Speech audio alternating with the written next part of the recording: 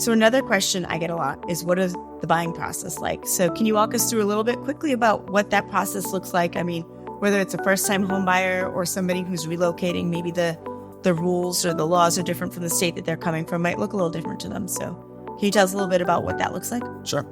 Well, generally, I think the first most important thing to do would be for a buyer to determine who they want to work with. You have to find an agent that they're comfortable with, that they've vetted, that they've hopefully interviewed and added a certain amount of questions to, and establish that relationship and that agency relationship. So we typically like to build rapport with our clients initially, and then really sit down with them and spend a little time with them and figure out what's important to them. What are their objectives? What are they trying to accomplish? So kind of build that rapport, to figure out their story and determine what their needs are.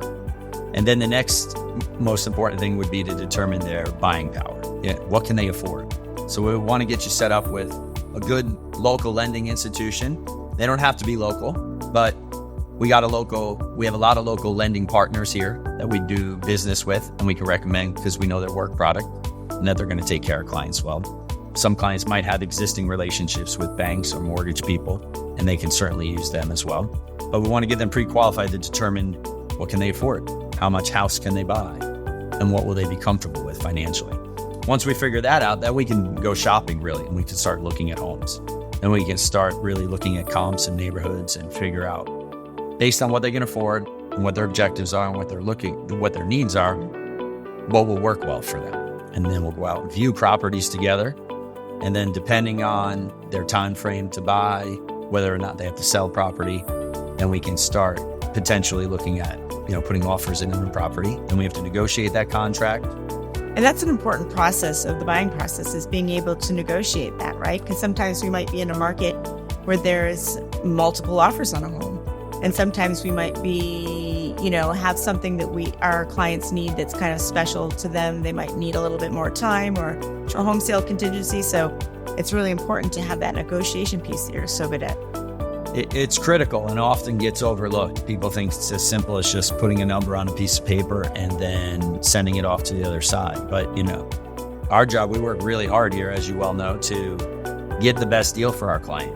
So it's not just what's the price. We're going to research the comps and really analyze those in depth, and then sit down and have an in-depth conversation with the client. Because at the end of the day, it's their money.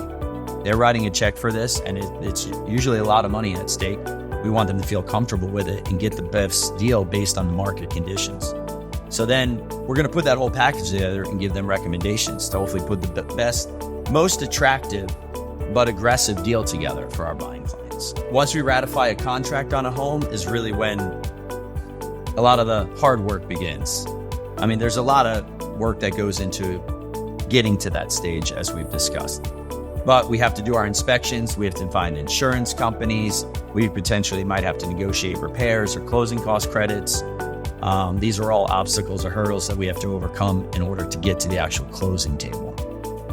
So there's a lot of work that happens after we go into contract to ratify. And I guess that goes back to how important it is to screen who you're working with and really have a lot of faith and trust in the realtor that you have. Mm-hmm. Will that realtor communicate well, right? Will they give you daily or weekly updates? Will they tell you every step of the process as you're walking through it and notify you? A really good agent is going to do these things. And that's something that we pride ourselves on, as you all know, and our clients love. And that's what they deserve, right? So we're going to communicate throughout that whole process. We're going to advise. We're going to point them in the right direction. We're going to make it as simple and smooth as possible.